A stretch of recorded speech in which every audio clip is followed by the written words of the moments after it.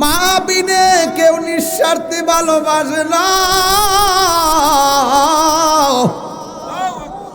যার মা নাই সে বুঝে মা হারা ব্যথা কত। আমি তাগিরি বাবা হারাইছি, আমি জানি বাবা হারা ব্যথা কত। ফুট ফুট করতে করতে কোমরে ব্যথা কইরে ভালাইছে। আরে ফুতের ফিউচার ভাবতে ভাবতে নিজের খাওয়ানোর কথা ভাবে নাই, নিজের ঘুমের কথা ভাবে নাই, নিজের কাপড়ের কথা ভাবে নাই। একটু 10টা টাকা থাকলে আমার ফুলার জন্য ভালো হবে, চিকিৎসাটা পর্যন্ত করে নাই। বুড়া বয়সে কম্বলটা লইয়া দাঁড়াইতে পারে না। আর তুমি সন্তান যখন ওই বাপটার খবর নাও না, বাপটাকে করলাম কি, কার লাগা কি করলাম। বাবার সঙ্গে সম্মানজনক ব্যবহার করো। ওয়াহফিজ লাহুমা জানাহা যুল্লি মিনার রাহমাহ, নম্রতা সামিয়ানা বিছায়া কথা বলো। আর আল্লাহকে বলবা রব্বিরহামহুমা কামা রব্বায়ানি সগীরা। আল্লাহরে বলবা, ও আল্লাহ আমার মা বাবার উপরে তুমি রহম করো, যেমন করে আমার মা বাবা ছোটবেলায় আমার মায়া করছে। শীতের দিন মায়ের ডান পাশে পেশাব করলাম, মা দক্ষিণী বাম পাশে নিয়ে গেল। বাম পাশে পেশাব করলাম, মা দক্ষিণী বুকের উপরে নিয়ে আসলো। এরপরে মা দক্ষিণী আমাকে কোলে নিয়ে মাটিতে বসলো। সারা রাত মা না ঘুমায়া কাটায় দিছে, কিন্তু মা দুঃখিনী সন্তানকে কষ্ট দেয় নাই। এই জন্য আমার আল্লাহ বলেন ওয়াহনান আলা ওয়াহনিন, এই পৃথিবীর মধ্যে সব চাইতে বেশি কষ্ট করে মা। ওই মা যার দুঃখিনী সংসারে নাই, বাড়িতে দরজা খুললে মার কথা মনে হবে। ওই বাপ যার ঘরের মধ্যে নাই, দরজাটা খুললে বাবার কথা মনে হবে। আমি গুনাহগার, আমার বাবারে হারাইছি, আমি জানি বাবা হারানোর ব্যথা কত। যে মা হারাইছে, মা হারা ব্যথা কত সে জানে। এই পৃথিবীর সবাই নিঃস্বার্থে, এই দুনিয়ার সবাই স্বার্থে দোয়া করে, স্বার্থ নিয়ে ভালোবাসে। আর যে লোকটা তোমার জন্য একমাত্র নিঃস্বার্থে ভালোবাসে, তোমার মা এবং বাবা। জোরে জোরে কি আল্লাহু আকবার বলা যাবে না? নিঃস্বার্থে ভালোবাসে শুধু আমার মা, ভবে যার তুলনা নাই। সেই মা তোমার চলে গেলে গো, আল্লাহু আকবার রে। সেই মা তোমার চলে গেলে সার হইব কান্দন। এই জগতে কেউ হবে না মায়েরই মতো, এই জগতে কেউ হবে না মায়েরই মতো। মা তোরা আপন কইর যতন,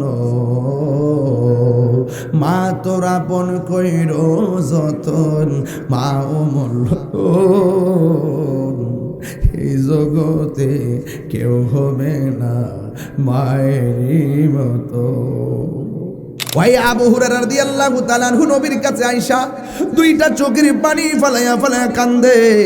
আমার নবী বলে, আবু হুরায়রা চোখের পানি ফেলে কান্দো কেন? ওই মুহূর্তে আমার আবু হুরায়রা ডাক দিয়ে কইয়া, রাসূলুল্লাহ আমার মা আমাকে মারছে, এই জন্য আমি চোখের পানি ফেলাইয়া কাঁদতেছি। আমার নবী বলে, আবু হুরায়রা মনে হইতেছে তোমার মায়ের বিরুদ্ধে বিচার দিতেছো। তোমার মায়ের বিরুদ্ধে বিচার দিলে আমি নবী হাতে নিব না। কারণ মা বাপ যদি খ্রিস্টান হয়, পেটের মধ্যে রাখা অবস্থায় যেই কষ্ট করছে, এই খাতিরে ওই মায়ের সঙ্গে ভালো ব্যবহার করা লাগবে। মারলে আমি বিচার করবো না। কথা কর ঠিক না বেটি? এবার আবু হুরায়রা বলে, ইয়া রাসূলুল্লাহ নবী গো, আমি বিচার দিতে আসি নাই, আমি শুধু আসছি আমার মায়ের জন্য একটু দোয়া করতেন। আল্লাহ নি আমার মাটারে হেদায়েত করে। এই কথা বলার পরে আবু হুরায়রার কথা শুনে আমার নবী দুইটা হাত বাড়াইছে। আবু হুরায়রা রাদিয়াল্লাহু তাআলা একটা দৌড় দিছে। অন্যান্য সাহাবীরা কয়, ও আবু হুরায়রা নবী দোয়া করতেছে, আমিন না কইয়া দৌড় দিলা কেন? আবু হুরায়রা কয়, আমি দৌড় দিছি কেন জানোনি? আমি দেখতাম চাই নবীর দোয়াটা আগে কবুল হয় নাকি আমি আগে বাড়িতে যাই। এই কথা বইলা বাড়ির দিকে দৌড় মারছে। যেই মা প্রতিদিন লাঠি নিয়ে বসে থাকতো আবু হুরায়রা মারার জন্য। কেন নবীর দরবারে গেল? ওই দিন যাইয়া দেখে ঘরের দরজাতে বন্ধ আর ভিতরে গোসলের আওয়াজ শোনা যায়। আবু হুরায়রা কয় মা ভিতর থেকে কয় বাবারে আমি আসতেছি। আবু হুরায়রা বলে যখন আমার মা বলছে বাবারে আসতেছি, আমি বুঝা ফেলাইছি আমি বাড়িতে আসার আগে আমার নবীর দোয়া কবুল হইয়া গেছে। আল্লাহু আকবার বলে, আমার নবীর মতো আল্লাহু আকবার, ইয়া রাসূল জিন্দাবাদ, আল্লাহু আকবার কোন কেন। এরপর দরজা খুললো, আবু হুরায়রার মা ডাক দিয়ে কয় বাবারে এতদিন তোরে মারার জন্য বসে থাকতাম, ভিতরে একটা পিপাসা ছিল তোরে মারার জন্য। আজকে আমার মনটা যে কেমন কেমন হইয়া গেছে। আমি গোসল কইরা সুন্দর কাপড় পরছি, তাড়াতাড়ি নবীর বাড়ি লইয়া যা, আমি কালিমা পইরা মুসলমান হইয়া যাব।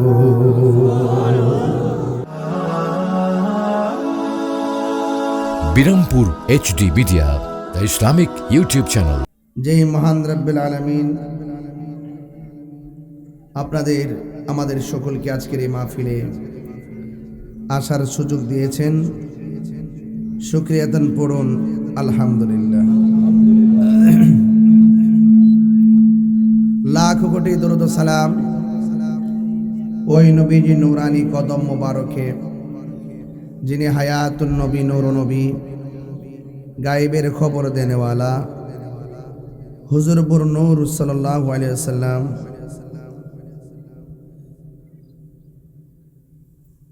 যার উম্মত হিসেবে আল্লাহ পাক রব্বুল আলামিন আমাদেরকে কবুল করেছেন। শুকরিয়াতান পড়ুন আলহামদুলিল্লাহ।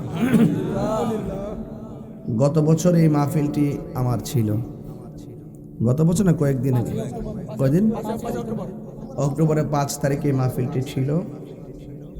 বাড়ি থেকে যখন রওনা হয়েছি আমাকে বলেছেন মাহফিল হবে, কিন্তু আমি যখন ভৈরব এসেছি মুষলধারে বৃষ্টি ছিল, তখন আমাকে বলেছেন যে মাহফিলটি হবে না।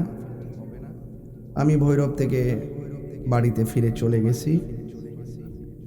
এরপর আবার তারা আমাকে দাওয়াত করার জন্য খুব অনুরোধ করছেন। অনুরোধ করার পরে দেখলাম যে আমার একটা সুযোগ আছে, সেটা হলো আজকের 15 ডিসেম্বর আমার বাদ মাগরিব একটি মাহফিল ছিল। বাদ মাগরিব মাহফিলটি ছিল আমার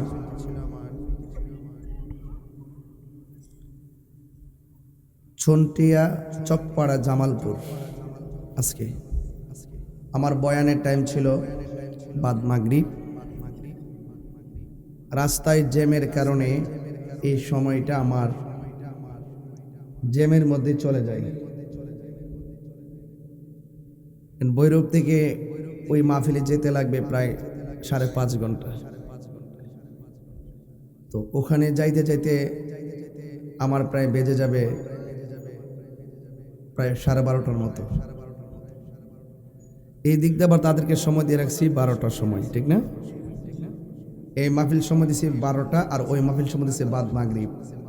বাদ মাগরিব থেকে এসা পর্যন্ত ওয়াজ করলে 7টা, 7:30 মাইক চাললে এখানে এসে পৌঁছতে পারবো 12টা, ঠিক না? এখন দুঃখজনক হইল সত্য যে আমার জ্যামের কারণে ওই মাহফিলের শিডিউলটা নষ্ট হয়ে গেছে। তাদেরকে আবার ফোন দিলাম যে ঠিক আছে তোমরা মাহফিলটা আরো একটু পিছায় নাও, 12:30 জায়গাতে 2টা 2:30 নাও। আমি ওই মাহফিলটা এশারের পরে বা 9টার সময় হলো ওই মাহফিলটা করে আসি। ওরা বললো যে হুজুর এমনিতে একবার মাহফিল ক্যান্সেল হয়েছে, তাহলে আমাদের পাবলিক ধরে রাখতে পারবো না। তাইলে আমি বলছি ঠিক আছে ওই মাহফিলটা যদি করতে হয় তোমরা আমাকে 12টার সময় দাও, 9টার সময় দাও। ওই কমিটির লোক আলাপ করলাম যে ভাই আমার তো মাগরিবের পরে মাইক ধরা দরকার, তাইলে একটা কাজ করেন, আপনার মাহফিলটা কখন গেলে পারবেন? রাত্রে যতটা সময় আসেন আমরা পারবো। আমি বলছি যে ঠিক আছে আপনারা যদি ধরে রাখতে পারেন রাত্র যতটাই বাজুক আমি ইনশাল্লাহ যাব। পরে এখন এখানে মাইক ধরার কথা 12টা, এদেরকে আনছি 9টা। এটা ওই মাহফিলের ভালোর জন্য আনছি কিনা, কথা ভালোর জন্য আনছি কিনা? কিন্তু একটু আগে নিউজ পাইলাম আর কি, হয়তো মাহফিল কমিটিরা হয়তো আমার যে জ্যামের কারণে যে রাস্তায় সমস্যা হয়েছে এটা মনে হয় তুইল্লা ধরছিল আর কি, যে হুজুর ইনশাল্লাহ আসবে, তবে একটু পরে আসবে, আপনার ধৈর্যের সাথে অপেক্ষা করেন। তখন ওই শ্রোতারা যারা আছেন তারা স্টিজ মিস্টিজ বাংসুর টাংসুর করছে। এটা কি হইল? আপনাদের এই মাহফিলটা কত 5ই অক্টোবর হওয়ার কথা ছিল। আমি বাড়ি থেকে ভৈরব চলে আসছি, মাহফিলে আসবো। এখন বৃষ্টির কারণে মাহফিলটা হয় নাই। আমি কি এটা মাইনা নিছি না? কথা কন না কেন? গত 4 দিন আগে আমার মাহফিল ছিল কুমিল্লা, নারায়ণগঞ্জের দিকে। সারা রাত না ঘুমায় সিলেট থেকে দৌড়ায় গেছি ওখানে। মাহফিলে ঢোকার 5 মিনিট আগে আমাকে বলতেছে এখানে নিজেরা পথ পদবি লইয়া এমন এক পরিস্থিতি সৃষ্টি হয়েছে, এক দলকে মাহফিল করবো, আরেক দলকে কেমনে করে দীক্ষা দিব। মানে হেরা দ্বন্দ্বের কারণে আমার ফোনটা কইল যে হুজুর মাহফিলটা হবে না। আমি কি মাইনা নিছি না? এই জন্য আজকে একদিন হুজুরের সমস্যা হয়েছে, এটা কি মানতে হবে না? কথা কি কোন সভাপতি সাহেব, এটা কি মানতে হবে না? আমার জীবনে কি মাহফিল বন্ধ করার রেকর্ড আছে? বরং তাদের মাহফিলটা করার জন্য আমি এই কমিটিকে ফোন দিছি, একটা সমন্বয় করছি। লাস্টে স্বীকার করছি যে আমি যে এই মাহফিলটা 12টায় ধরার কথা, এই মাহফিলটা আমি টাইম আগায় নিয়ে আসবো, 9টায় ধরবো। দৈরা যেন ওখানে যেন আমরা যেন তাড়াতাড়ি গিয়ে পৌঁছতে পারি। এটা কি মাহফিল করার কথা বলছি না? এরপরও অনেক লোক মাহফিলের প্যান্ডেল লাইট তারা ভাঙচুর করছে। আচ্ছা, আপনার লাইটের কোনো দোষ আছে? প্যান্ডেলের দোষ আছে? আমার কোনো দোষ আছে? এটা পরিস্থিতির শিকার। এই পরিস্থিতি তো যে কোনো মুহূর্তে হতে পারে কিনা বলেন? অসুস্থতার কারণে হতে পারে, রাস্তায় জ্যানের কারণে হতে পারে। এরপরে যেহেতু মাগরিবে যাওয়ার কথা, আমি তো বলছি যে এই মাহফিল করে আমি পরে আসব, আমি তো না করি না যে আমি যাব না। এরপরে তার এটা বোঝার দরকার ছিল। তার মানে আমি বিষয়টা একটু ক্লিয়ার করি, কিছু প্রত্যেকটা জায়গাতেই কিছু অমানবিক লোক থাকে, যাদের মধ্যে মানবতা নাই, যাদের ভিতরে মানবতা নাই, যারা মানুষের অসুবিধা বোঝে না, মানুষের কষ্ট বোঝে না, মানুষের পরিস্থিতি বোঝে না, যাদের ভিতরে মনুষ্যত্ব নাই, তারা মানুষই হতে পারে না। মাহফিল কমিটিরও কোনো দোষ নাই, আমারও কোনো দোষ নাই। মাহফিল কমিটির সাথে আমার কমিটমেন্ট হয়েছে, এটা মাহফিল কমিটির জ্যামের কারণে বুঝ জানিয়েছে। আবার মাহফিল কমিটি আমাকে বলছে, প্রস্তাব করছে, হুজুর ওই মাহফিল কইরা যদি আপনি তো ওই মাহফিলটা একটু আগায়া আমরা মাহফিল যদি পরেও আসেন, আমরা মানুষ ধরে রাখবো। তো পাবলিকের মন রক্ষা করতে যে কমিটিরা অনেক চেষ্টা করলো, আমি অনেক চেষ্টা করলাম। যারা মাহফিলটাতে বিশৃঙ্খলা ঘটাইছে এরা আসলে সভ্য জাতি না। কথা বলেন ঠিক না বেটে? মনুষ্যত্ব হলো সবচেয়ে বড় জিনিস। আমি এটা তীব্র নিন্দা জ্ঞাপন করি। আচ্ছা বলেন তো, আমার জীবনে কি মাহফিল বন্ধ করার রেকর্ড আছে? আমি যদি আপনাদের দুঃখ মানতে পারি, আমার কষ্ট কি একদিন আপনারা দুঃখ মানতে পারেন না? এই মাহফিল কমিটিগুলোর তারা এইভাবে একটা হ্যারেন্স করলো। আজকে প্রত্যেকটা জায়গাতেই বিতর্কত কিছু দুষ্ট প্রকৃতির লোক থাকে, ঠিক না বেটি? তারা এই সুযোগে চাচ্ছে কি যে আমার ভাবমূর্তি নষ্ট করবে, আর মাহফিল কমিটিদের সাথে তাদের কোনো রিশ থাকলে, প্রতিহিংসা থাকলে এটার কি করবে? প্রতিশোধ নিবে। এটা ভালো হয় নাই। কথা বলেন ঠিক কিনা? আরে নামাজ ফরজ, নামাজ কি? এখন আপনি দাঁড়ায় নামাজ পড়তে পারেন না, আপনি কেমনে পড়বেন? বৈশা পড়বেন। আর বৈশা নামাজ পড়তে পারেন না, কেমনে পড়বেন? শুইয়া পড়বেন। শুইয়া নামাজ পড়তে পারেন না, কেমনে পড়বেন? ইশারায় পড়বেন। ইশারায় পড়তে পারেন না, কি করবেন? কয়েক গণ্যা কাফারা দিয়ে দিবেন। ইসলাম কি সহজ না কঠিন? অসুবিধা বুঝতে হবে। আর অসুবিধার সময় তো আল্লাহ শিথিল করে দিছে, তা বান্দা এত কঠোর কেন? আমি জানি একটা মাহফিল করতে গেলে অনেক টাকা খরচ হয়। আমি আমার কমিটিকে এটা বলছি, ইনশাল্লাহ যদি আপনারা যদি মাহফিলটা ম্যানেজ করে নিতে পারেন, আমি ইনশাল্লাহ আপনার মাহফিলটা নিজের সৌদ্যোগে আমি এটা করে দিব। আমি অনেক সম্মান দিয়েছি, কিন্তু যে দুষ্ট প্রকৃতির লোকগুলো কমিটিদেরকে এরকম একটা চাপ প্রয়োগ করছে, আমার বিভিন্ন ধরনের অশ্রাব্য কথাবার্তা বলছে, এটা নিন্দা জানাই। আল্লাহ পাক যেন সকলকে বোঝার তৌফিক দান করে, আমিন পড়ে। আমাকে ইন্তেজামিয়া কমিটির পক্ষ থেকে বিষয় দেওয়া হয়েছে সামাজিক আলোচনা করার জন্য। কি আলোচনা করার জন্য? তাহলে একটা আওয়াজ করে বলেন, নামাজের দরকার আছে না নাই? আরো জোরে। নির্দেশ কার? আরো বড় করে, নির্দেশ কার? আল্লাহ। আল্লাহ রাব্বুল আলামিন বলছেন, আমি আল্লাহ ছাড়া কাহারও ইবাদত করা যাবে না, সেজদা পাওয়ার মালিক কে? আল্লাহ। আল্লাহ রাব্বুল আলামিন বলেন ওয়া ক্বাদা রাব্বুকা আল্লা তা'বুদু, আল্লাহ বলছেন তোমাদের উপরে নামাজকে ইবাদত করাকে আবশ্যক করে দেওয়া হয়েছে। বলেন ইবাদত পাওয়ার মালিক, সেজদা পাওয়ার মালিক। আমরা আল্লাহ ছাড়া কাউকে সেজদা করি? কাউকে সেজদা করি না। এই জন্য আপনাদের খেদমতে আমার অনুরোধ হলো, সময় থাকতে মালিকরে ডাকতে হবে। এই দুনিয়াতে আপনি যা করবেন তার হিসাব আল্লাহর কাছে আপনাকে দিতে হবে। আমি শুনেছি এই মাহফিল অনেক মা বন্ধুরা এসেছেন। আমি মা বন্ধুকে উদ্দেশ্য করে অনেক কথা বলতে চাই। শুরুতে একটা বার্তা দিতে চাই, নামাজ যেমন ফরজ, পর্দাও তেমন। সন্দেহ আছে? আল্লাহ বলছেন তোমরা চক্ষুকে অবনত রাখো, তোমরা তোমাদের লজ্জার স্থানকে হেফাজত রাখো। আল্লাহ প্রথম বলেছেন চোখের কথা, কারণ চোখ যে মনের কথা বলে। এই পৃথিবীতে যত পাপের উদ্রেক হয় চোখ থেকে হয়। চোখ থেকে কুবাসনা জাগ্রত হয়। শয়তান নাফসে এই যে কালবের পাশে একটা খন্নাস বসে থাকে, এই খন্নাস আপনাকে অন্যায়ের দিকে ধাবিত করে। এই খন্নাসকে যদি কালব থেকে দূর করতে চান তাহলে আপনাকে বেশি বেশি আল্লাহর জিকির করতে হবে। ঠিক না বেটি? তাহলে আজকে বিদায় বেলা একটু জিকিরও হোক। আপনারা চান কি চান না? রাজি আছেন কিনা? ইনশাআল্লাহ, আলহামদুলিল্লাহ। জিকির শুধুমাত্র আল্লাহ আল্লাহ বলার নামে জিকির না। আল্লাহ পাক এই যে কোরআনটা নাজিল করছেন, কোরআনের ভাষায় কোরআনকেও বলা হয়েছে জিকির। আল্লাহ বলছেন ইন্না নাহনু নাযালনা যিকরা, আল্লাহ বলছেন নিশ্চয়ই আমি জিকিরকে নাজিল করেছি। এখানে জিকির মানে আল্লাহ আল্লাহ না, এখানে জিকির মানে হলো আল্লাহর কোরআন। জোরে কন্যা সুবহানাল্লাহ। ইন্না নাহনু নাযালনা যিকরা ওয়া ইন্না লাহু লাহাফিজুন। আল্লাহ রাব্বুল আলামিন বলেন নিশ্চয়ই আমি কোরআনকে নাজিল করেছি। এখানে ইন্না নাহনু নাযালনাল কুরআনা বলে নাই, আল্লাহ বলে ইন্না নাহনু নাযালনা যিকরা। জিকির মানে শুধুমাত্র নামাজ নয়, জিকির মানে আল্লাহ আল্লাহ নয়, আমার আল্লাহ। জিকির মানে এখানে কোরআনকে বোঝানো হয়েছে। তার মানে জিকির অনেক বিষয়াদি আছে, এর মধ্যে একটা হলো জিকির মানে আল্লাহর কোরআন। আর এই জিকির যখন আপনি করবেন, জিকির মানে স্মরণ করা। কথা কোন ঠিক কিনা বলেন? জিকির মানে হলো স্মরণ করা। কোরআন তেলাওয়াত করে স্মরণ করব কাকে? নামাজ পড়ে স্মরণ করব কাকে?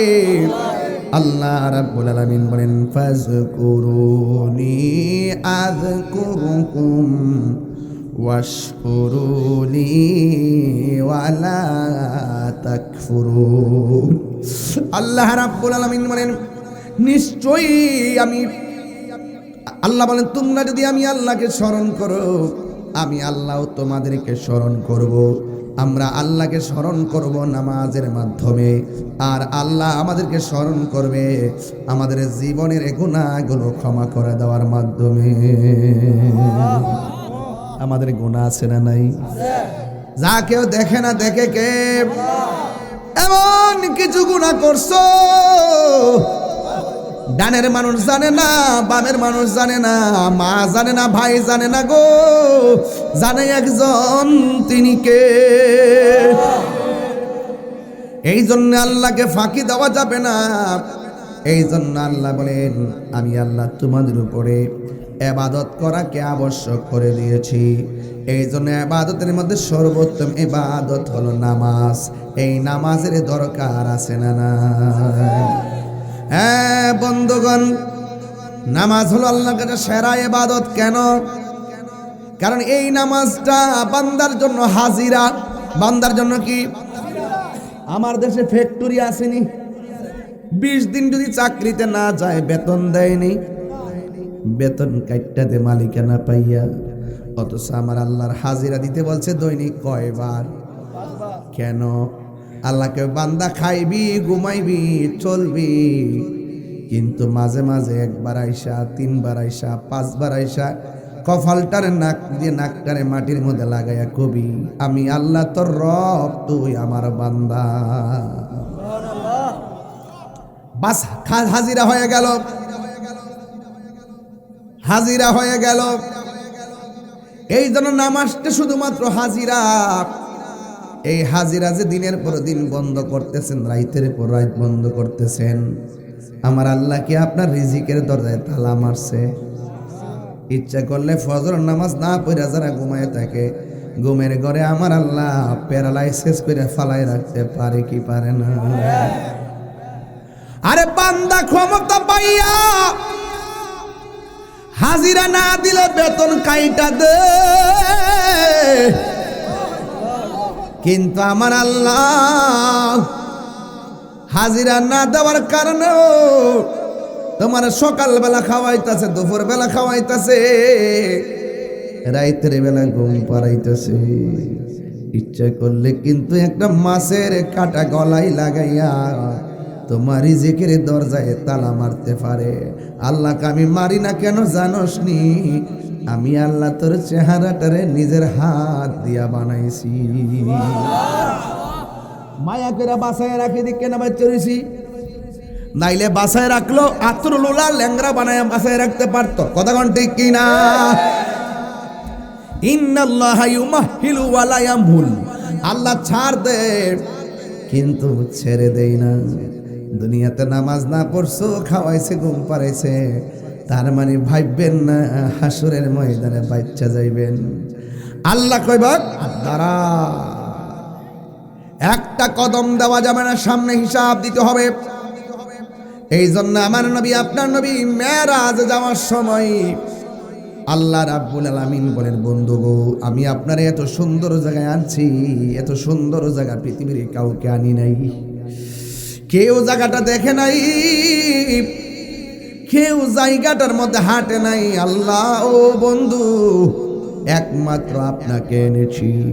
আমার নবী সুন্দর পার্ক দেখা চোখের পানি ফালাইয়া কান্দে, নবীরে সান্ত্বনা দেওয়ার জন্যে আর একটা সুন্দর জায়গায় নিয়ে গেছে, আর একটা সুন্দর জায়গায় নিয়ে গেছে, আর একটা সুন্দর জায়গায় নিয়ে গেছে। নিতে নিতে আল্লাহ রাব্বুল আলামিন বন্ধুরে সান্ত্বনা দেওয়ার জন্যে, কারণ আমার আল্লাহ আমার নবীর চোখের পানি মোবারক সহ্য করতে পারে না। আল্লাহকে বন্ধু আপনি খুশি, আমি আল্লাহ খুশি।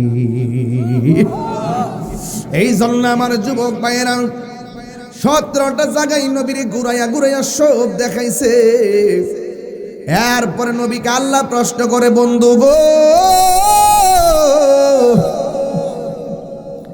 ও বন্ধু, এত সুন্দর জায়গা দেখানোর পরেও আপনার মনে আনন্দ দিতে পারলাম না, বন্ধু আপনি কেন কান্দেন?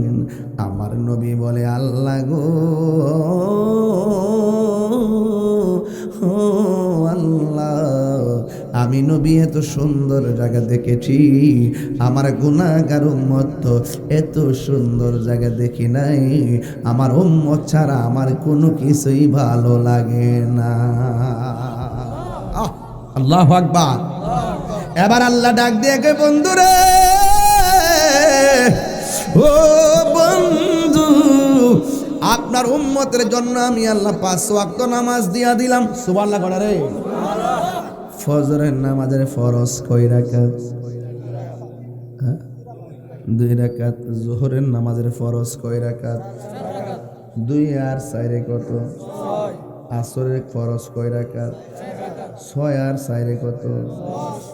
10। মাগরিবের কয় রাকাত? 10 আর 3 কত?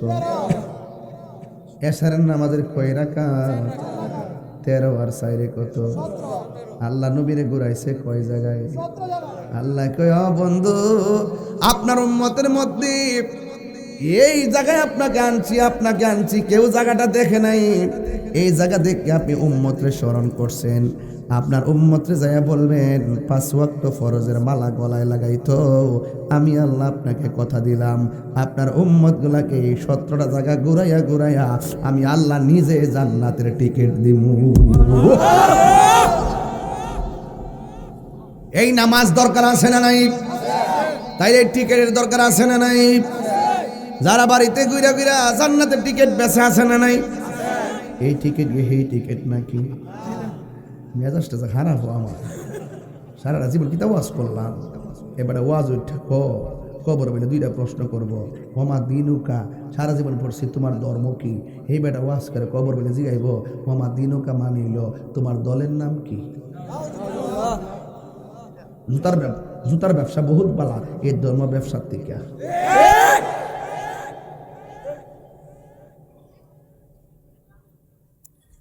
মাঝে মাঝে মাঝে না আমার সেতুটা শুনি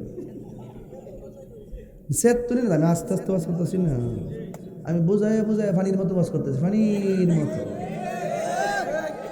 তুমি চুরি করলে আমি চুর কমই, তুমি ডাকাতি করলে আমি ডাকাত কমই, তুমি ধর্মের অপব্যাখ্যা করলে আমি ধর্মই। ভালো হয়ে যাও মাসুদ।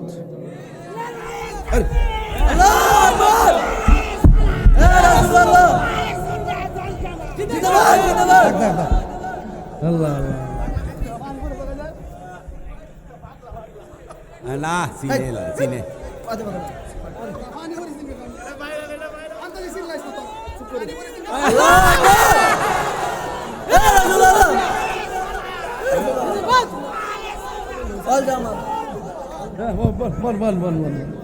মাশাআল্লাহ, নবীর ভাগ বহ, তুইও ছিলিস না বাবা, মাঠটা দিবার গরম করলেছি রে বাজান। আপনাদের কি কষ্ট হইতাছে রে বাবা? আরে বাবা কষ্ট হইতাছে বাজান আমার। সবাই আওয়াজ করে এখন আল্লাহু আকবার। বাড়ির মধ্যে এখন মহিলার গ্রুপ পাঠাচ্ছে, মহিলা গ্রুপ, এরা যায় ওয়ার্ক করে, যায় কয় হাসর মাঠের মধ্যে জিগাইব তোমার প্রতীক ছিল কোনটা? হাসর মাঠে বলে জিগাইব তোমার প্রতীক আছেন কোনটা? কি তাকো আমি বুঝলাম না, মানুষ তো আমার করে পুরা আমার মাথা হ্যাং হয়ে গেছে গা। কথা কন ঠিক না বেটে? আপনি রাজনীতি করেন, রাজনীতির বাসায় রাজনীতি করেন, আপনি ধর্মের নামে অপব্যাখ্যা করবেন কেন? বানায় কথা বলবেন কেন? আপনি মানুষকে প্রতারণা করবেন কেন? মানুষকে ধোঁকা দিবেন কেন? আপনি রাজনীতি করলে রাজনীতির ভাষায় কথা বলেন, ধর্মের সঠিক ব্যাখ্যা করেন। আমি যেহেতু ধর্ম নিয়ে গবেষণা করি, আপনি যদি ভুল করেন আমি প্রতিবাদ করবই। এটা আমার রাজনীতির প্রতিহিংসা না, এটা আমার দায়িত্ব। কি কে কোন দল করে আমি জানি না ভাই, আমার হক কথা কইতেই পাগলা। জনম একটা গজল গাই, আর 10 মিনিট দিবেন না আমার সময়। জনম জনম যদি গাহি তোমার মহিমা গাওয়া শেষে হবে নাহি। দয়া করো মায়া করো, দয়া করো মায়া করো, ও হে দয়াবান তুমি রহমান, তুমি মেহেরবান, তুমি রহমান, তুমি মেহেরবান। একটা জবানও বন্ধ রাখবেন না, মহব্বতে মায়ার সুরে বলো সুবহানাল্লাহ। আমার যুবক ভাইয়েরা, আমি বলছিলাম নামাজের দরকার আছে না নাই? ইন্নাস সালাতা তানহা আনিল ফাহশাই ওয়াল মুনকার। আল্লাহ রাব্বুল আলামিন বলেন নিশ্চয়ই নামাজ মানুষকে অশ্লীল এবং খারাপ কাজ থেকে দূরে রাখে। এই জন্য নামাজের দরকার আছে না নাই? ওই নামাজে দাঁড়াইবার আগে ওযুর দরকার আছে না নাই? আর ওযু করার আগে ডিলা কুলুফের দরকার আছে না নাই? ডিলা কুলুফের আগে শরীরটা পবিত্র হওয়ার দরকার আছে না নাই? শরীরটা পবিত্রর পরে কাপড়টা পবিত্র হওয়ার দরকার আছে না নাই? যেই জায়গায় দাঁড়ায় নামাজ পড়বো ওই জায়গাটা পবিত্র হওয়ার দরকার আছে না নাই? এই জন্য বলা হয়েছে আত-তুহুরু শাত্রুল ঈমান, পবিত্রতা হলো ঈমানের অর্ধেক। এই জন্য যুবক ভাইয়েরা সব সময় পবিত্র থাকবেন, কারণ যেই কোনো মুহূর্তে আশ্রয়ীল আপনার কাছে আসতে পারে। এই জন্য ওই দিনে দেখলাম ওয়াজের মধ্যে বক্তা ওয়াজ করতেছে, হঠাৎ করে ডল্লা পিড়ে মারা গেছে। এই জন্য যেই কোনো মুহূর্তে আজরাইল আসতে পারে রে বাজি। হ্যাঁ বন্ধুগণ, সব সময় আল্লাহর কাছে উজু কইরা নামাজটা পড়া রাখবেন, যেন মরণ হইলে আপনার যেন উজু অবস্থায় হয়, মরণ হইলে যেন আপনার মরণটা পবিত্র অবস্থায় হয়। এই জন্য নামাজে দাঁড়াইবার আগে উজুর দরকার আছে। আল্লাহর হাবিব বলেন, ও পৃথিবীর মানুষ, তোমরা যারা নামাজের মধ্যে দাঁড়াইবা, ওই নামাজে দাঁড়াইবার আগে গো তোমরা সবাই ভালো করে ওযু করবা। ওযু করতে যাইয়া সর্বপ্রথম বিসমিল্লাহ পড়বা, বিসমিল্লাহ। যারা ওযু করার সময় বিসমিল্লাহ পড়বে, ওই মুহূর্তে আমার নবী, আপনার নবী বলেন, যতক্ষণ ওযু শেষ হবে না ততক্ষণ পর্যন্ত আল্লাহর ফেরেশতারা বান্দার জন্যে আল্লাহর কাছে গুনাহ মাফ চাইতে থাকে। এরপরে বান্দা যখন হাতটা দৌত করতে যায় ওযুর সময় তিনবার, কয়বার? তিনবার যখন হাতটা দৌত করে বিসমিল্লাহর সাথে, তখন আমার আল্লাহর হাবিব বলেন, এই হাত দিয়া যত গুনাহ করছে রে পৃথিবীর মানুষ, আমার আল্লাহ ওযুর পানির সঙ্গে হাতের গুনাহগুলা মাটির মধ্যে জড়াইয়া ফালাই দে। এরপরে বান্দা যখন কুলি করে, মুখ দিয়া যত গুনাহ করেছে সব গুনাহগুলো আমার আল্লাহ কুলির পানির সঙ্গে মাটিতে ফেলে দেয়। শুধুমাত্র তাই নয়, যখন মুখমণ্ডল দাদত করে, এই চোখ দিয়া যত গুনাহ করে আমার আল্লাহ এই চোখের গুনাহগুলো মাটির মধ্যে জড়াইয়া ফালাই দেয়। উযু শেষ হয়ে যাওয়ার পর শরীর থেকে যেই শেষ পানির ফুঁটাটা পড়ে, আমার আল্লাহর হাবিব বলেন, শেষ ফোঁটাটা যখন পড়ে, ওই মুহূর্তে আমার আল্লাহ ওযুর শেষ পানির ফোঁটার সাথে জীবনের গুনাহগুলি মাটিতে ফেলে দেয়। আরো জোরে আল্লাহ। গুনাহ মাফের মালিক কে? আর বড় করে বলো কে? ও বন্ধু, একটা কথা বলে দিয়ে যাই, গুনাহ করেন অসুবিধা নাই, কিন্তু যদি বুঝা ফালান যে গুনাহ করা ঠিক হয় নাই, আল্লাহর কাছে দুইটা হাত বাড়াইলে আমার আল্লাহ জীবনের গুনাহ মাফ করে দেয়। এই জন্য আমার বন্ধুগণ, আল্লাহর হাবিব বলেন ওযু শেষ, ওযু কোন না, ওযু শেষ, কিন্তু ওযু শেষ কইরা ডাইরেক্ট চলে যাবেন না, আসমানের দিকে তাকাইবেন।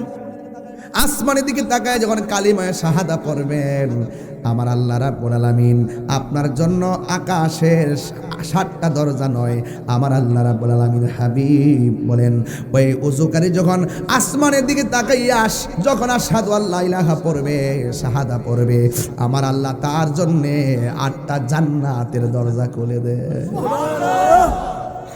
কয়টা দরজা? 8টা জান্নাতের দরজা খুলে দেয়। এই জন্য নামাজ পড়া লাগবে। হাসরের ময়দানে সর্বপ্রথম নামাজের হিসাব করা হবে। আল্লাহর হাবিব বলেন, আমি যখন মেরাজে গিয়েছি, আল্লাহ আমাকে অনেক আযাব গজব দেখাইছেন। এর মধ্যে সর্বোচ্চ কষ্টের আযাব হলো 3টা। এই 3টা আযাব এক শ্রেণীর মানুষের জন্য বরাদ্দ করছে। ওই শ্রেণীটা হলো বেনামাজি। কি? বেনামাজি। নামাজ পড়ো রে হুজুরি কলবে, নামাজ পড়ো। নামাজও পড়ে আবার সুদও খায়। আসিনি বাজি? আসিনিও? আরে মিয়া, যা খাইছেন খায়া লাইছেন, আর খায়েন না। আচ্ছা, তওবা করেন, আর খাবো না।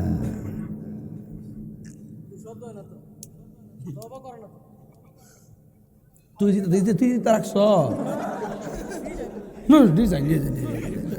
এটা কাইটা লাইস, দরকার না। ঠিক আছে তো?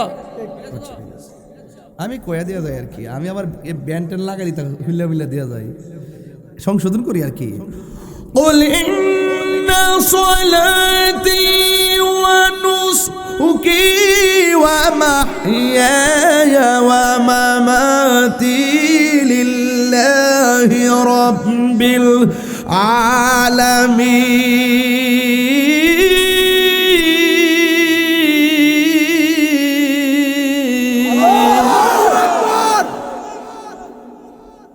আমার জীবন কার জন্যে, আমার মরণ কার জন্যে, আমার নামাজ কার জন্যে, আমার কুরবানি কার জন্যে?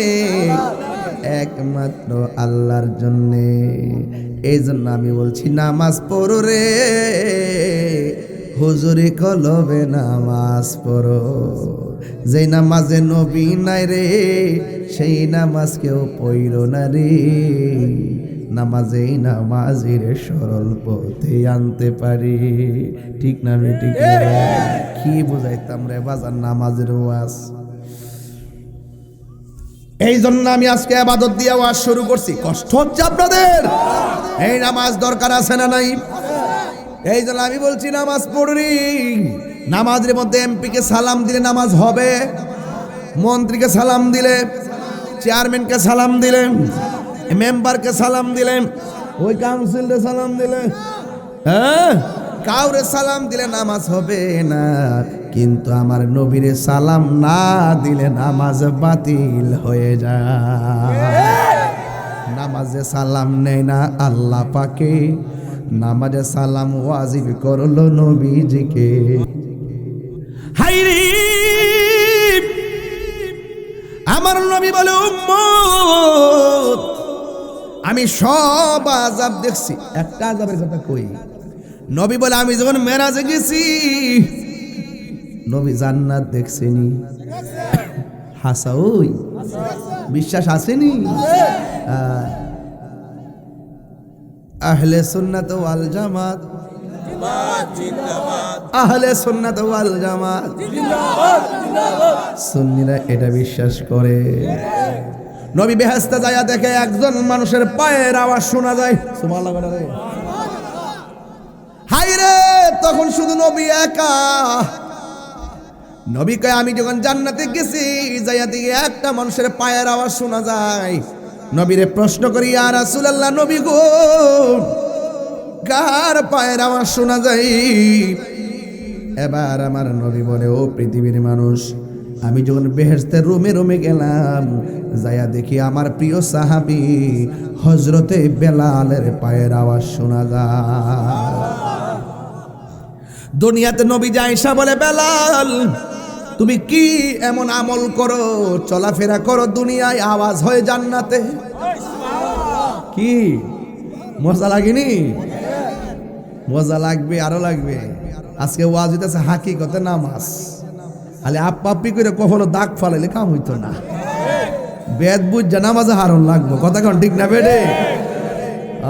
বেদ বুঝতে হবে, বেদ। প্রাণ দয়াল রে গৃহস্থেরা দলে দলে হাঁস মুরগি কতই পালে, সন্ধ্যা হলে ডাক দিয়া লয় ঘরে। যার যত পালিত ছিল সকল রে তো ঘরে নিল, আমি একা রইলাম অন্ধকারে। প্রাণ দয়াল রে সন্ধ্যা হইল ডাকে দিলে না মোরে। প্রাণ দয়াল রে আর পরীক্ষার সময় নাই, কর জোরে ক্ষমা চাই। শেষের খেয়া না নিলাই আমারে, আমার দিন কি এমনি যাবে, লোকে তোমায় কি বলিবে। এই দুঃখ রইল তাহিরির অন্তরে। প্রাণ দয়াল রে সন্ধ্যা গইল ডাকে দিলে না মোরে। কিও ও কলাতলির বাবা, ফুসকুনি আসেনি? হাঁস আসেনি? সন্ধ্যাবেলা হাঁস যদি বাড়িতে না ফিরে মালিকে ঘুমাইতে হে, কই যা? কোন জায়গায় যা? হ্যাকর দিকে। আমি কে ফুসকুনি হ্যাকর দিকে? তুই ফুসকুনি চিনস না, দিকেও চিনস না, তুই ডুবাত ফরগা যা। দিঘি কর, দিঘি কর। তাহলে আমি সরি।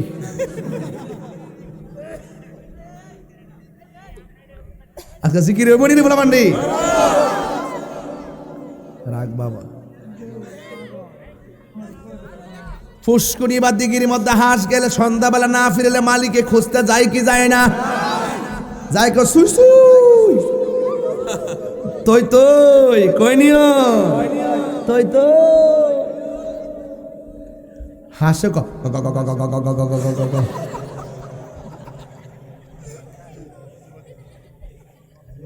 হাঁসের মধ্যে হাঁসের প্রতি মালিকের মায়া আছে না নাই? আল্লাহ কয় ও বান্দা আমি আল্লাহ তোরে বড় মায়া কইরা বানাইছি, গুনাহ করছ পাহাড় পরিমাণ।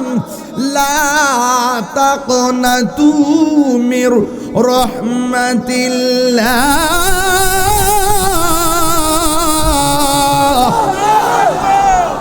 পাহাড় পরিমাণ গুনাহ কইরা এলোমেলো হইয়া গেছো।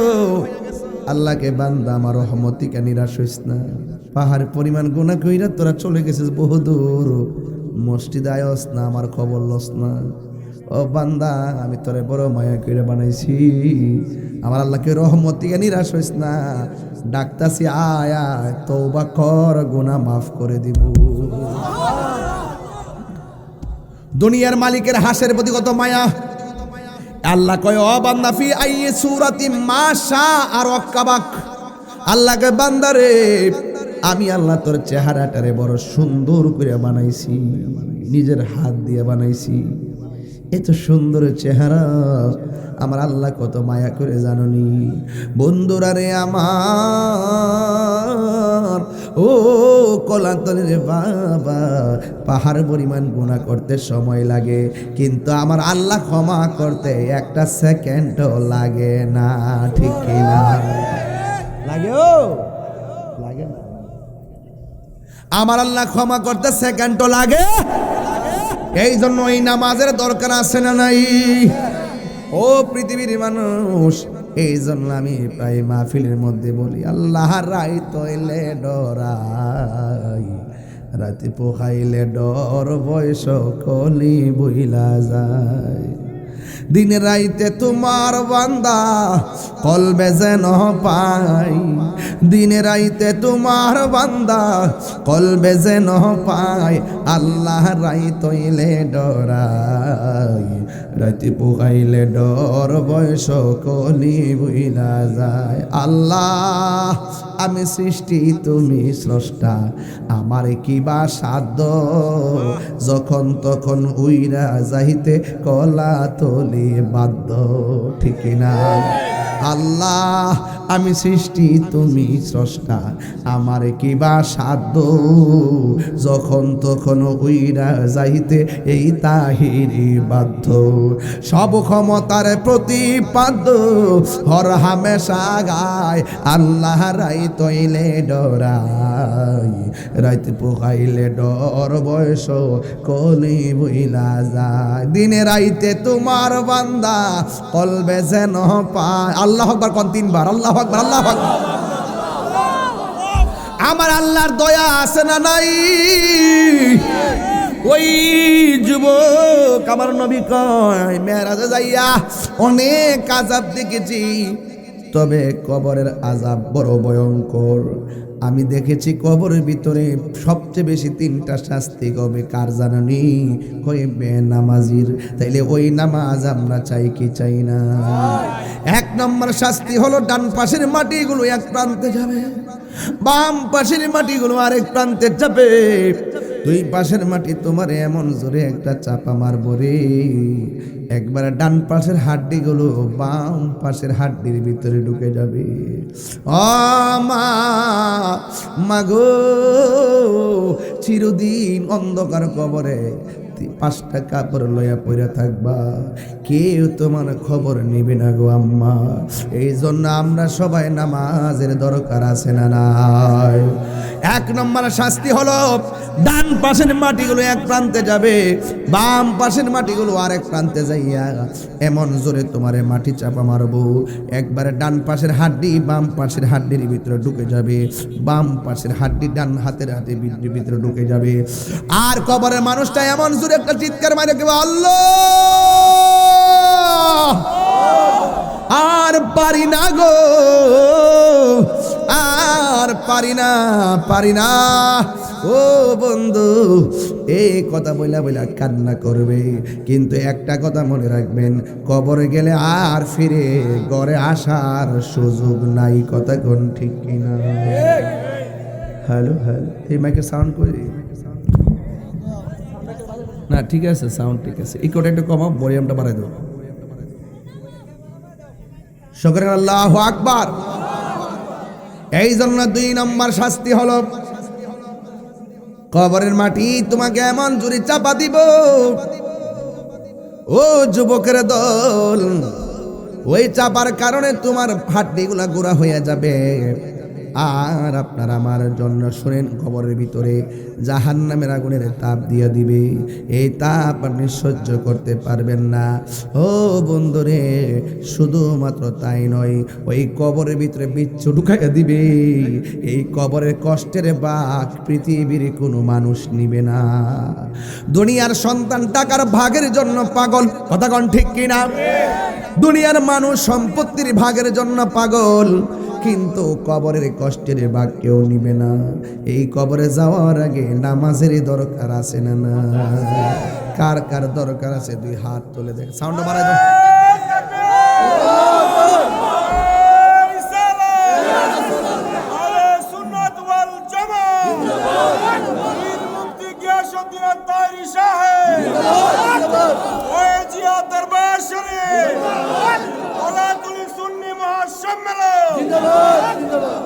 আল্লাহু আকবার বলেন। নামাজের দরকার আছে না নাই? এই যে দেখেন, 1.5 ঘন্টার উপরে শুধু ইবাদতের ওয়াজ করছে। ইবাদত হবে কার? আর কথা কোন ইবাদত হবে কার? নামাজের দরকার আছে না নাই? ওয়াকাদা রাব্বুকা আল্লা তা'বুদু ইল্লা ইয়াহ। আল্লাহ বলছেন তোমাদের উপরে ইবাদতকে আবশ্যক করে দেওয়া হয়েছে, আল্লাহ ছাড়া কারো ইবাদত করা যাবে। এরপর আল্লাহ কি বলেন শুনে, আল্লাহ কই ওয়াবিল ওয়ালিদাইনি ইহসানা। আল্লাহ বলে বান্দারে, ও বান্দা, তোমরা মা বাবার সঙ্গে ভালো ব্যবহার করো। তার সঙ্গে মা বাবার সঙ্গে ভালো ব্যবহার করো, কারণ মা বাবার ধমক দিয়ে কথা বলা যাবে না। এই জন্য মা বাবার সঙ্গে ভালো ব্যবহার করতে হবে। নবীর কাছে একজন সাহাবী আসছে, যার নাম আবু হুরায়রা রাদিয়াল্লাহু তাআলা আনহু। ওই আবু হুরায়রা রাদিয়াল্লাহু তাআলা আনহু নবীর কাছে আইসা 2টা চোখের পানি ফলাইয়া ফলাইয়া কান্দে। আমার নবী বলে, আবু হুরায়রা, চোখের পানি ফেলে কান্দো কেন? ওই মুহূর্তে আমার আবু হুরায়রা ডাক দিয়ে কই, ইয়া রাসূলুল্লাহ, আমার মা আমাকে মারছে, এই জন্য আমি চোখের পানি ফেলাইয়া কাঁদতেছি। আমার নবী বলে, আবু হুরায়রা, মনে হইতেছে তোমার মায়ের বিরুদ্ধে বিচার দিতেছো। তোমার মায়ের বিরুদ্ধে বিচার দিলে আমি নবী হাতে নিব না, কারণ মা বাপ যদি খ্রিস্টান হয়, পেটের মধ্যে রাখা অবস্থায় যে কষ্ট করছে, এই খাতিরে ওই মায়ের সঙ্গে ভালো ব্যবহার করা লাগবে। মারলে আমি বিচার করবো না। কথা কর ঠিক না বেটি? এবার আবু হুরায়রা বলে, ইয়া রাসূলুল্লাহ, নবী গো, আমি বিচার দিতে আসি নাই, আমি শুধু আসছি আমার মায়ের জন্য একটু দোয়া করতেন। আল্লাহ নি আমার মাটারে হেদায়েত করে। এই কথা বলার পরে আবু হুরায়রার কথা শুনে আমার নবী 2টা হাত বাড়াইছে। আবু হুরায়রা রাদিয়াল্লাহু তাআলা একটা দৌড় দিছে। অন্যান্য সাহাবীরা কয়, ও আবু হুরায়রা, নবী দোয়া করতেছে, আমিন না কইয়া দৌড় দিলা কেন? আবু হুরায়রা কয়, আমি দৌড় দিছি কেন জানোনি? আমি দেখতাম চাই নবীর দোয়াটা আগে কবুল হয় নাকি আমি আগে বাড়িতে যাই। এই কথা বইলা বাড়ির দিকে দৌড় মারছে। যেই মা প্রতিদিন লাঠি নিয়ে বসে থাকতো আবু হুরায়রা মারার জন্য, কেন নবীর দরবারে গেল? ওই দিন যাইয়া দেখে ঘরের মধ্যে দরজাতে বন্ধ, আর ভিতরে গোসলের আওয়াজ শোনা যায়। আবু হুরায়রা কয়, মা ভিতর থেকে কয়, বাবারে আমি আসতেছি। আবু হুরায়রা বলে, যখন আমার মা বলছে বাবারে আসতেছি, আমি বুঝা ফেলাইছি আমি বাড়িতে আসার আগে আমার নবীর দোয়া কবুল হইয়া গেছে। আল্লাহু আকবার বলে, আমার নবীর মতো আল্লাহু আকবার, ইয়া রাসূলুল্লাহ জিন্দাবাদ। আল্লাহু আকবার কোন কেন? এরপর দরজা খুললো, আবু হুরায়রার মা ডাক দিয়ে কয়, বাবা রে, এতদিন তোরে মারার জন্য বসে থাকতাম, ভিতরে একটা পিপাসা ছিল তোরে মারার জন্য। আজকে আমার মনটা যে কেমন কেমন হইয়া গেছে। আমি গোসল কইরা সুন্দর কাপড় পরছি, তাড়াতাড়ি নবীর বাড়ি লইয়া যা, আমি কালিমা পইরা মুসলমান হইয়া যাব। সুবহানাল্লাহ, সুবহানাল্লাহ। এখন কথা হলো, মা বাবা যদি মুশরিকা হয়, অশিক্ষিত হয়, ব্যবহার খারাপ করা যাবে? আমার দেশে বহুত এলএলবি পাস, ঢাকা শহরের 5 তলা বিল্ডিং এ ঘুমায়, আর মা দুঃখিনী কলাতলি ভাঙ্গা ঘরের মধ্যে শাড়িরা পেঁচ দিয়া শীতের মধ্যে কাশতে কাশতে ঘুমায়। এমন মানুষ সমাজে আছে না নাই? আল্লাহর গজব করবো তোর উপরে। তোর সার্টিফিকেট আমার কলা পাতা। যে শিক্ষা মা বাপরে সম্মান দিতে জানে না, এই শিক্ষা আমি মানি না।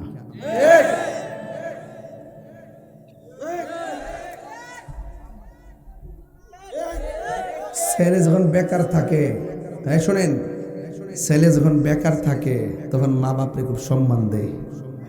আর মা বাপ কষ্ট করে সন্তানটা মানুষ করার পরে যখন মা বাপ বেকার হয়ে যায়, সন্তান যখন টেহারুজি করে, তোর মা বাপের মূল্য আর থাকে?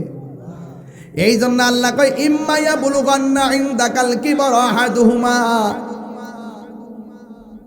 আও কিলাহুমা ফালা তাকুল লাহুমা উফফি ওয়ালা তানহারহুমা ওয়া কুল লাহুমা কাওলান কারীমা।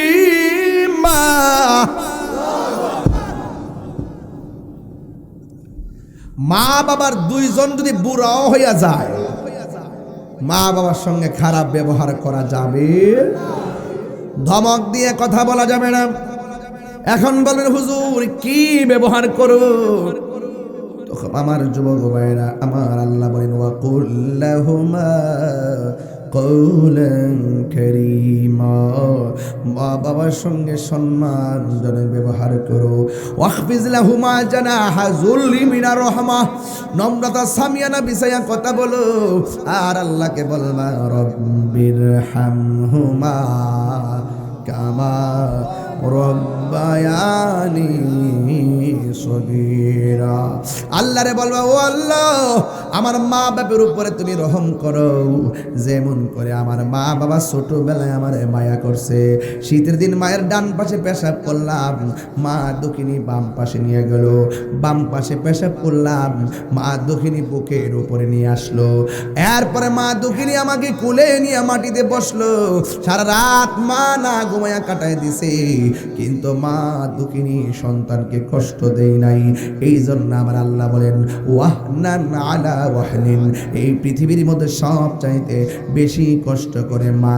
ওই মা যার দুঃখিনী সংসারে নাই, বাড়িতে দরজা খুললে মার কথা মনে হবে।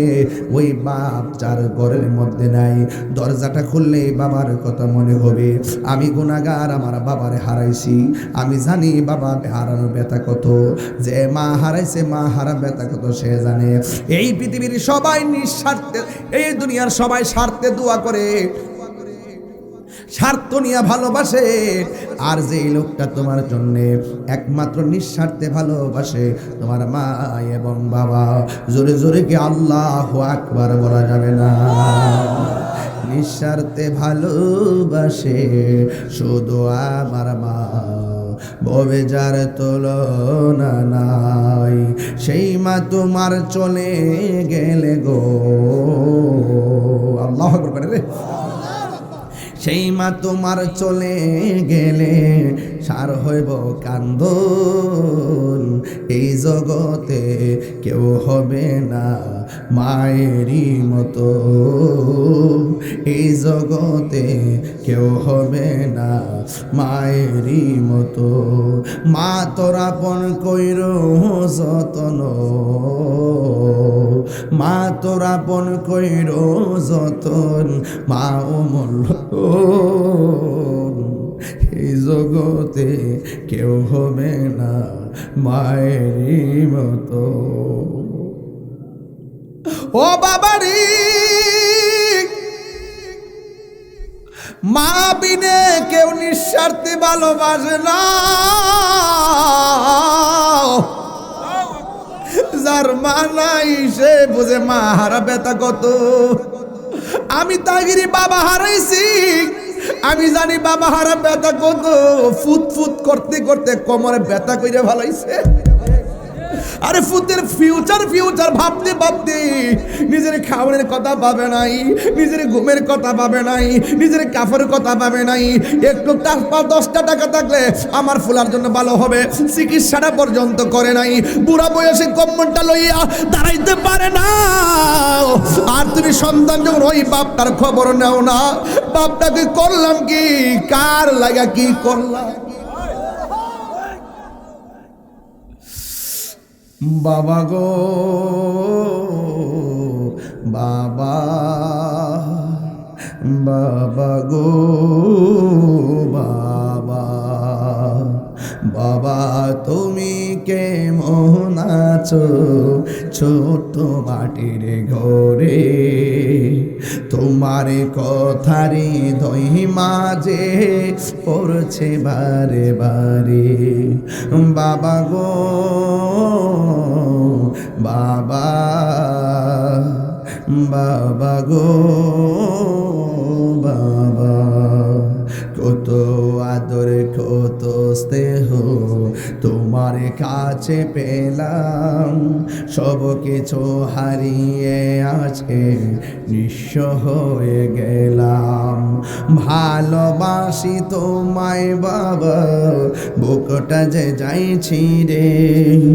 ভালোবাসি তোমায় বাবা, বুকটা যে যাইছি রে। তোমার কথা হৃদয় মাঝে পড়ছে বারে বারে। বাবা গো বাবা,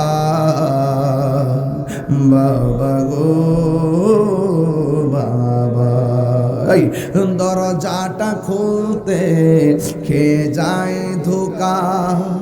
মা বুঝি বলছে এলে নাকি খোকা। বুকের ভেতরটা নড়ে চড়ে ওঠে, চোখে বেয়ে জল নেমে আসে। শুধু মানে এই সেই ঘর, এই সেই খাট, বিছানার পাশে আছে পানের বাটা, চশমাটা পড়ে আছে পাশে। শুধু মানে জানি ফিরে পাবো না হারানো তিথি। বাবা শুধু তাহিরির প্রেমে বাঁধা স্মৃতি। জানি ফিরে পাবো না হারানো তিথি। বাবা শুধু তাহিরির প্রেমে বাঁধা স্মৃতি। বুকের ভেতরটা নড়ে চড়ে ওঠে, চোখ বেয়ে জল নেমে আসে। শুধু বাবা নেই, শুধু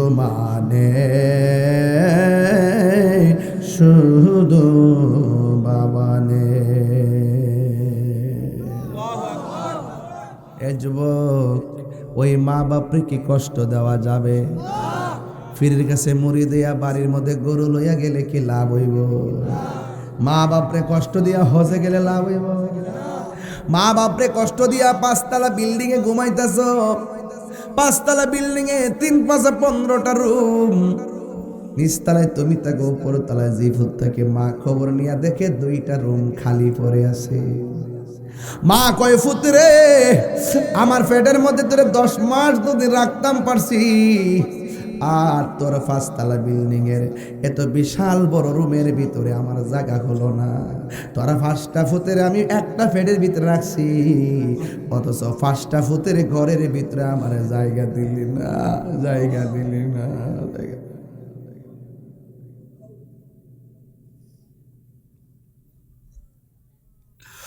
ওই মা যদি কই ফুতরে করলে কি,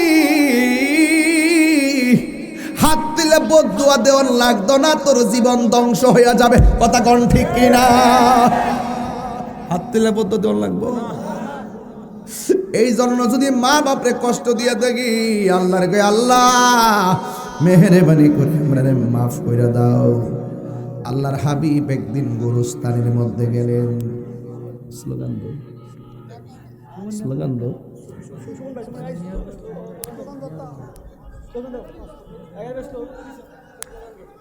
স্লোগান দো, স্লোগান দো। নারে তাকবীর, নারে তাকবীর, নারে রিসালাত। সুমন ভাইয়ের আগমন, সুমন ভাইয়ের আগমন, আবু কমিটির পক্ষ থেকে সম্মানিত হাজিরা, আমাদের মাঝে এই মুহূর্তে উপস্থিত হয়েছেন জনাব আব্দুল্লাহ মাসুদ সুমন, সাধারণ সম্পাদক কিশোরগঞ্জ জেলা যুবদল। জনাব মোহাম্মদ আব্দুল্লাহ মাসুদ সুমন, সাধারণ সম্পাদক কিশোরগঞ্জ জেলা যুবদল। জনাব আব্দুল্লাহ মাসুদ সুমন মহোদয়কে আমাদের কলাতলীবাসীর পক্ষ থেকে এবং মাহফিল কমিটির পক্ষ থেকে শুভেচ্ছা এবং অভিনন্দন। মাশাআল্লাহ। বসে যাও, বসে যাও, মাশাআল্লাহ। শোনবের আমি তোমার আগে তে চিনি। মারহাবা জোরে গো। আজকের মাহফিলের সম্মানিত অনবদ্য অতিথি আব্দুল্লাহ আল মাসুদ সুমন সাহেব, তিনি এসেছেন। আরও অনেক ওলামায়ে কেরাম এসেছেন, আমাদের সভাপতি মহোদয় এসেছেন এবং আজকের স্টেজ অলঙ্কৃত হয়েছেন। বাবাজান আমার, আমি যতক্ষণ কথা বলেছি আপনারা বলুন তো দলিলের বাইরে অযথা কথা বলেছি? একটা কথা কি আপনারা আমার আমলের বাইরে বলছি? আজকে ওয়াজের বিষয় হলো দুইটা, একটা হলো ইবাদত আর একটা খেদমত। একটা ইবাদত আর একটা তো খেদমতের, ইবাদতের ওয়াজ শেষ করছি, খেদমতের ওয়াজ শুরু করছি। আপনার কি কষ্ট হইতাছে? আর একটু সামনে গেলে কষ্ট হইব? হ্যাঁ, তুমি তো সারাত কইবই, সরকারি মানুষ তো, দেশ তো তুমি চালাইতেছো না। হ্যাঁ, যাই হোক বাবার আমার, আপনারা যে কষ্ট করছেন, আমার তো হাজিরাটা মিস হইছে। তোমরা তো আরাম পাইলিস, এটা তো বুঝো, এটা বুঝো না।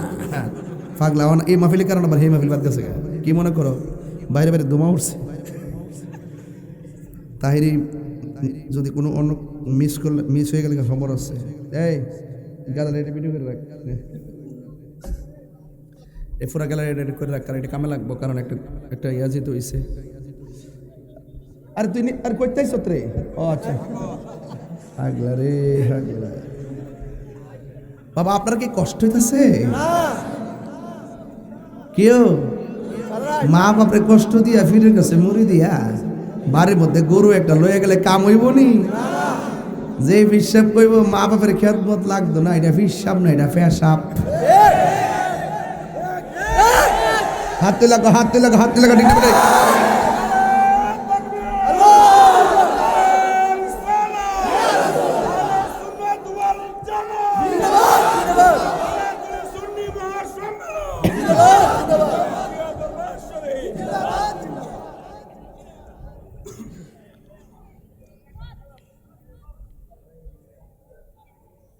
বউ কোনদিন মাত্র নার নইব আফন ও আবলুসন, বউ কোনদিন মাত্র নার নইব আফন। বউ তোরে ভালোবাসিব করিমগঞ্জ থেকে লাল শাড়ি কিনা দিবি যতক্ষণ। বউ কোনদিন মাত্র নার নইব আফন। ফুয়ার যদি কোনো জায়গায় আফদ বিপদ হয়, বউর আগে মা জানুন কথা মিশা নয়। ফুয়ার যদি কোনো জায়গায় আফদ বিপদ হয়, বউর আগে মা জানুন কথা মিশা নয়। বউ তোর জানতেন একটা গেলে তিনটা আইব, বউ তোর পাল্লা গেল করে নিস না ফালদা বড়ি দাও, তা কুবাই বোধরে সেটা আরেকটা করতে গেলে এটা মজা লাগে কইতাছি। বউ তোর হ্যাঁ বিয়া করছ না, এলাকে বড় বড় আলাপ কর, বিয়া করলে তো মুড়ি দিয়ে যাবে গা। যে জামাইটা বোর নামে, বোর কাছে টিয়ার চাবিটা দেরা হে ক প্লিজ জান কেমন আছো। আর যদি টেহার সন্ধানটা না দেখ, তুমি তো আমাকে বিশ্বাসই করো না। জামাই যখন ব্যাংকের অ্যাকাউন্ট খুলে নমিনি হইল বউ, বউ যখন কোনো ব্যাংকের অ্যাকাউন্ট খোলে আর ওই ব্যাংকের বউয়ের নমিনি হইল বউর ভাই বোন।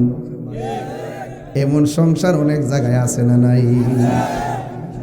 স্বামীর বাড়িটারে নিজের বাড়ি মনে করতে হবে, শাশুড়িটাকে নিজের মায়ের মতো মনে করতে হবে। কথা বলেন ঠিক কিনা? শ্বশুর শাশুড়িটা ছেলের বউটাকে নিজের মেয়ের মতো মনে করতে হবে। এই দুইটা কনসেপ্ট যখন ক্লিয়ার হয়ে যাবে, এই ঘরের মধ্যে কোনো দিন ঝগড়া হবে না। ঠিক কিনা? হইব? এক হাতে তালি বাজে না, এক হাতে। ও শাশুড়ি আম্মা, আপনি একদিন বউ ছিলেন। ও বউ, একদিন তুমিও শাশুড়ি হইবা।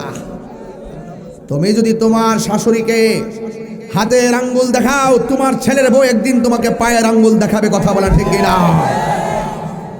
যে সব করে সন্তানকে বিয়া করাইছেন, যে হুজুর পানি বানাই দিব, ও মা গো মা, ললনা দিয়ে আইসা খাওয়ার পানি দেয় না। এই শীত আইছে না, এই শীতের মধ্যে দেখবেন সানসেটের উপরে 3টা কম্বল প্যাকেট করে ফেলা রাখছে, কিন্তু শাশুড়িকে দেয় না, খেতা দিয়া ফিরে দিচ্ছে। অকর জন্মের চেঁচা দিব ধরে সে খবরলে দিক কেন দেয় না পেলাম, কয়না আমার জামাই ফাড়াইছে, এটা আমার জামাই ফাড়াইছে। 2 দিন এসে বিয়া হয়েছে আমার জামাই। আর মা এতদিন লালন পালন কইরা মানুষ করলো, আর মা কইতারে না যে আমার পুত বউয়ের ডরে। কথা কন ঠিক নিও? আর ফুলাডাও বেশি হগাতেন না, কিছু হইলে মারে গে মা তোমার বউরে কইলে গিলে গে আমারে কইতা, এটা কি বিয়া করছে না বইছে?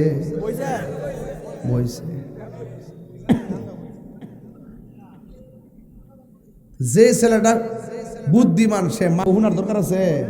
আমার নৌ দিলাম, ধরো আমার কোয়া দরকার আছে, আমি দিছি। বুদ্ধি করে চল লাগবো। বহুজন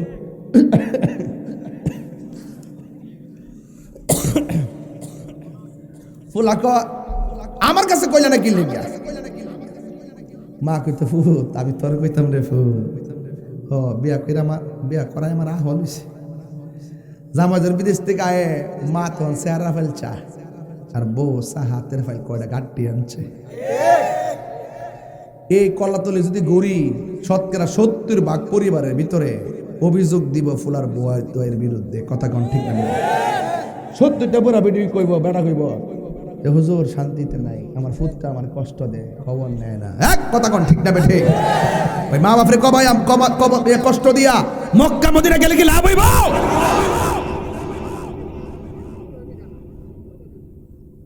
হ্যাঁ, মক্কা মদিনা গেলে লাভ হয়ে যাবো গা? আল্লাহর ভয় আলিবা রিদার রাব্বি ফি রিদাল ওয়ালিদাইন ওয়া সাকাতুর রাব্বি ফি সাকাতিল ওয়ালিদাইন।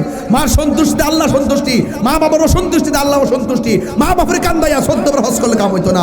জুন্নুনি মিস্ত্রি বলতেছে, ও আল্লাহ মারে কান্দলিয়া খানা কেমন তওয়াফ করছি, মার হক আদায় হইছিনি, আল্লাহর পক্ষ থেকে আওয়াজ আসছে, জুন্নুন রে 12 বার কেন 12,000 বার যদি মারে কান্দলিয়া হজ করস, দুনিয়াতে আওয়ার সময় মার কলজে যে লাত্তিরা দিস্তি, এই লাত্তিরার ঋণও শুধু হয় না। আর 1 কেজি আঙ্গুর ফল দিয়া না 5 সেপ্টের দিয়া মার হক আদায় করে নিয়েছে। বাপ রে বাপ, সর্দারি। খেতেরিটা খেতে ভাঙ্গে, খেতেরিটা খেতেই ভাঙ্গে। খবরদার, আমার যুবকদেরকে বলতে চাই, আমরা মা বাবার খেদমত চাই কি চাই না? আমা কেন এত দামি জানে না সকলে, বলো দামি জানে না সকলে, জানতো যদি পড়তো দেখে কোরআন হাদিস খুলে। একটি হজের সওয়াব মিলে, একটি হজের সওয়াব মিলে, মাকে একবার দেখিলে, দেখিলে মা কেন এত দামি জানে না সকলে, বলো মা কেন এত দামি জানে না সকলে। 2 বছর পান করালো মায়ের বুকের দুধ, কুদলে পিঠে নিয়ে আমায় দিতেন কত সুখ। সেই মায়ের কষ্ট দিলে, সেই মায়ের কষ্ট দিলে খুদার আরো তোলে, মা কেন এত দামি জানেন না সকলে, বললো মা কেন এত দামি জানেন না সকলে। মা মায়ের প্রসবের কালে কত কষ্ট পায়, বেহুশ হইয়া পড়ে মায়ে আপন বিছানায়। সেই মায়ের দুঃখ দিলে সেই খুদার রসটলে মা কেন এত দামি জানেন না সকলে, বলো মা কেন এত দামি জানেন না সকলে। জানতো যদি পড়তো দেখে কোরআন হাদিস খুলে, একটি হজের সওয়াব মিলে, একটি হজের মিলে মাকে একবার দেখিলে মা কেন এত দামি জানে না সকলে, বলো মা কেন এত দামি জানে না সকলে। জানতো যদি পড়তো দেখে কোরআন হাদিস খুলে, মকবুল হজের সওয়াব মিলে, মকবুল হজের সওয়াব মিলে মাকে একবার দেখিলে, দেখিলে মা কেন এত দামি জানে না সকলে, বলুন মা কেন জানে না সকলে। জোর জোর কি আল্লাহু আকবার বলা যাবে না?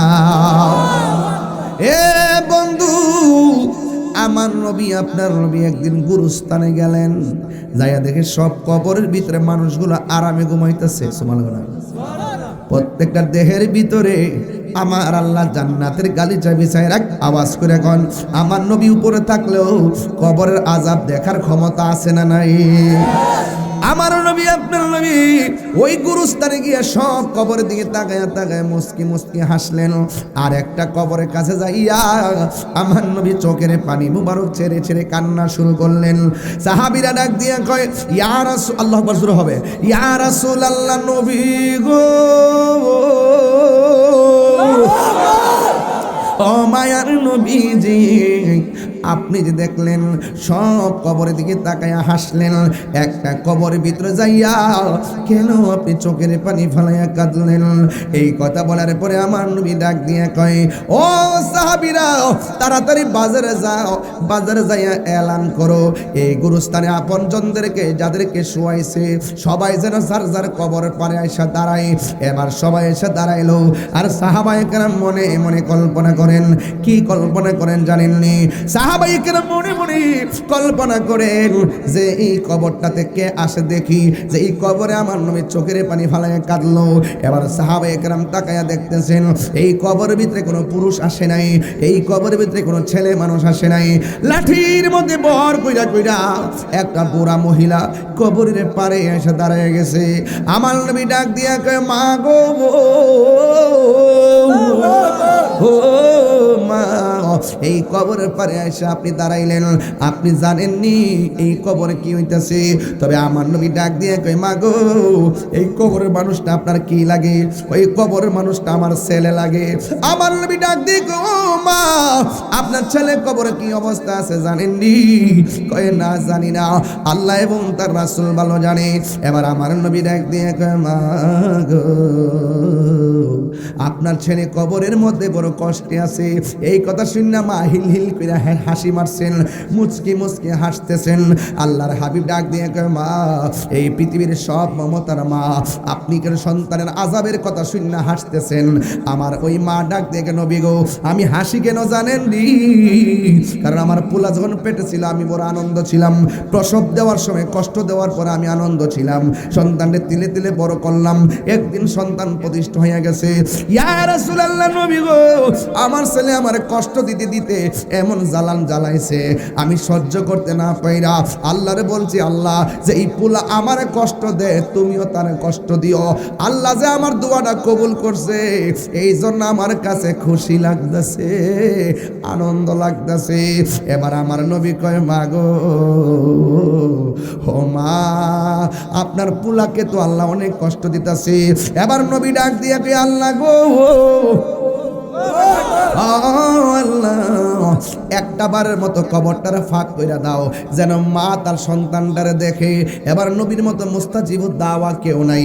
নবী কয় আসমানের চার দুই ভাগ, আসমানের চার দুই ভাগ হয়ে গেল।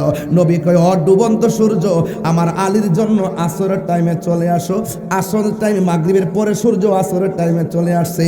আল্লাহর হাবিব কয় আল্লাহ কবরটার ফাঁক কইরা দাও, এই মহিলা যেন তার সন্তানটারে দেখে।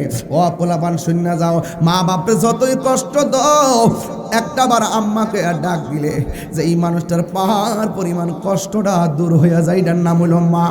জীবনে সন্তানের কষ্ট দইরা রাখতে পারে না, অথচ মা বাবার দেওয়া কষ্ট সন্তান গিট্টু মাইরা দইরা সারা জীবন মার থেকে আলাদা হইয়া যায়। এমন সন্তান সমাজে আছে না নাই? ওই মহিলা আমার নবী ডাক দিয়ে কয় আল্লাহ কবরটার ফাঁক কইরা দাও। যে এই মহিলা হাসতেছে, এই মহিলা সন্তানটার একবার দেখুক। এবার কবরটা ফাঁক হয়ে গেল। মহিলাটা যে মাত্র দেখলেন তার সন্তানটা কবরে গইরাইতেছে আগুনের টেলায়, সাথে সাথে মার মায়া লাগিয়া গেছে। মা ডাক দিয়ে গেল আল্লাহ গো, আমি বদুয়া দিলি আমার পোলারে যদি এমন ভাবে মারবা জানতাম জীবনে আমি বদুয়া দিতাম না। আল্লাহ আমার পোলাডারে তুমি মাফ করে দাও। এই কথা যেই মাত্র বলছি, ও বন্ধু রে, আমার আল্লাহ সাথে সাথে ফুলার জন্য জান্নাতের গালিচা পাঠাইয়া দিছে। তাহলে ওই মায়ের দোয়ার দরকার আছে না নাই? এই আওয়াজে মানি না, জোরে বলো আছে না নাই? মা মা এমন এক জিনিস মাগো, তোমার মতো লই না কেহ আমায় কোলে টানি, আঁচল দিয়ে মুছে নাকি, আঁচল দিয়ে মুছে নাকি আমার চোখের পানি। হাইরে মা জননী আমার, হাইরে মা জননী, হাইরে মা জননী আমার, হাইরে মা জননী। আমি কেমন করে দেব মাটি তোমারি কবরে, মা তুমি আমার আগে যেও না গো মরে। মা মাটা বসে মরে গেছে গা, হ্যাঁ মাটা মরে গেছে গা, আড়াইবনি এই জন্য গেছে গা, আড়াইতো না। যারা আছে দাঁত থাকতে দাঁতের মূল্য দেন। আমি কেমন করে দেব মাটি তোমার কবরে, মা তুমি আমার আগে যেও না গো মরে, মা তুমি আমার আগে যেও না গো মরে। নামাজের দরকার আছে কিনা? মা বাবার খেদমতের দরকার আছে কিনা? বাবারে একটা কথা ফাওয়াদের কয়া যায়, জীবনে কোনোদিন নেশা করেন না। অনেক নেশাখোর টাকার জন্য মা বাপরে মাইরালা। নেশাখোরের কোনো ধর্ম নাই। মাদক কি চলবে না? বন্ধ হবে। ইয়াবা, ফেন্সি, গাঞ্জা, সুদ, ঘুষ, চুরি, ডাকাতি, খুন, গুম, এগুলো চলবে না। বলুন চলবে না। নামাজ চলবে, নামাজ চলবে। আপনি ঠুট লড়ে না কেন ভাই সাহেব? তোর ঘুমে তো কেন, তোর চোখে তো ঘুম কেন? নামাজ চলবে কি চলবে না? বলে নামাজ চলবে, রোজা চলবে, হজ চলবে, যাকাত চলবে, ইবাদত চলবে, মহব্বত চলবে, সোহবত চলবে, খেদমত চলবে, ভালো কথা চলবে, ন্যায্য কথা চলবে, উচিত কথা চলবে, মিলাদ চলবে, কিয়াম চলবে, দরুদ চলবে, সালাম চলবে, মাজার জিয়ারত চলবে, মাজার জিয়ারত চলবে, মাজার জিয়ারত চলবে। আল্লাহ কবুল করো।